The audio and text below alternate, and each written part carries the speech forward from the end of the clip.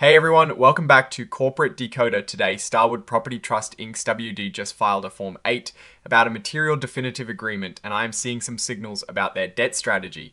Quick note, this is not financial advice, just my take on public filings for educational purposes. This filing details a significant new debt offering, and understanding the terms is key to seeing where the company is headed financially. Starwood Property Trust, Incorporated STWD, a real estate investment trust, has just announced the closing of a private offering for $600 million in senior notes.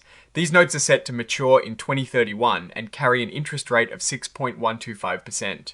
This move basically means they are borrowing more money, and it is important to understand why and under what conditions. The company itself is based in Maryland and trades on the New York Stock Exchange under the ticker symbol STWD.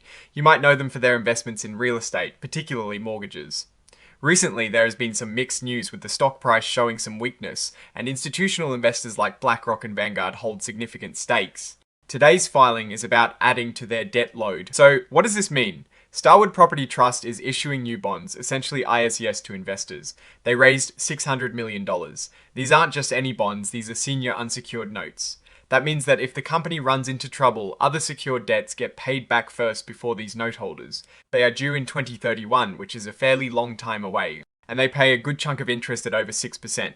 This kind of financing is common for REITs to fund their operations and growth. The company says they plan to use the money raised, the net proceeds, to finance or refinance eligible green and social projects. They also mention using some of it to pay back their outstanding 3.625% senior notes due 2026, which is a smart move if they can get a better rate on the new debt. They may also use it for general corporate purposes and to pay back debts under their repurchase facilities. This suggests they are actively managing their balance sheet, refinancing older, presumably more expensive debt with new, longer-term debt. Now, here is an interesting point. Initially, these new notes won't be guaranteed by any of Starwood Property Trust's subsidiaries. However, under certain conditions, some of their domestic subsidiaries might be required to guarantee these notes. This is called a springing guarantee covenant, and it kicks in if specific things happen. It is a bit like a safety net that might or might not be deployed later. For now, the company is comfortable issuing these notes on its own credit. Let's talk about how these notes stack up against other debts. They are considered senior unsecured obligations. This means they are equal in priority to other senior unsecured debts the company might have, but they are effectively subordinate to any secured debt, meaning if the company sells assets to pay off debts. The secured lenders get their money first. They also rank higher than any future subordinated debt. An important element here is that they are also effectively subordinate to all existing and future debts and liabilities of the company's subsidiaries, unless those subsidiaries become guarantors. This is a crucial distinction for risk assessment. The company has the option to redeem these notes before they mature. This means they can pay back the bondholders early. Before the 1st of December 2030, they can redeem them at a price that includes a make-whole premium. This premium compensates the investors for the lost future interest payments after the 1st of December 2030. They can redeem them at face value plus any accrued interest. Additionally, they can redeem up to 40% of the notes using proceeds from equity offerings before June 2029 at a slightly higher price. This gives the company flexibility to manage its debt if interest rates fall or if they want to reduce their interest expense. There is also a change of control clause. If a significant change in control event happens, Starwood Property Trust will have to offer to buy back all the outstanding notes at a premium. This is a protection for investors in case the company is acquired or undergoes a major structural change they did not anticipate. The agreement has covenants, which are basically rules the company must follow.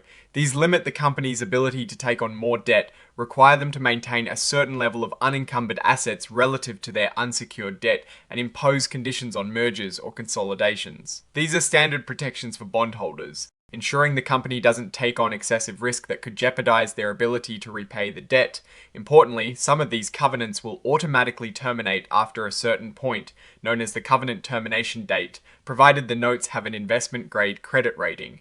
This means as the company's credit profile improves, some of these restrictions loosen. And of course, there are events of default. If certain negative events occur, such as bankruptcy or failure to make payments, it could trigger the acceleration of the debt, meaning all the principal and interest becomes due immediately. This section really just points back to the information we just covered in item 1.01, confirming that this debt issuance is indeed a direct financial obligation for Starwood Property Trust. All the details about this new debt offering are laid out in an indenture, which is essentially the contract for these notes.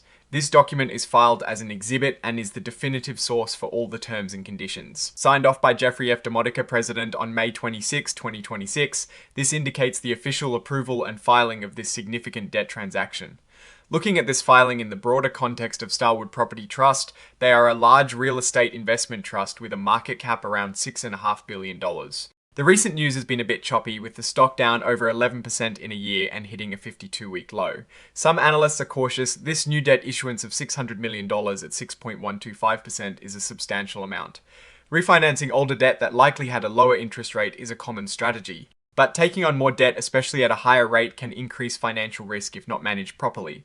The fact that they are using green and social projects as a driver for this financing is a modern trend, but the core of it is still debt financing. The absence of initial subsidiary guarantees is a point to watch, as is the leverage compared to their assets. What I am really looking for is how this new debt impacts their overall debt to equity ratio and their ability to service all their obligations, especially if market conditions worsen. The key here is whether this refinancing improves their financial flexibility or just adds more leverage. Alright, that is my take. Stay decoded. If you found this breakdown helpful, give it a like and subscribe for more SEC filing analysis. The tools I use for research are linked in the description.